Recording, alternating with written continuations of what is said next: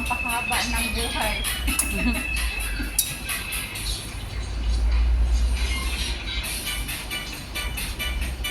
Hindi pwede kung yung okay na ta? Ay magdagdag na lang kayo. Yun na yan. Ang life. Baka ako yung ma-respect.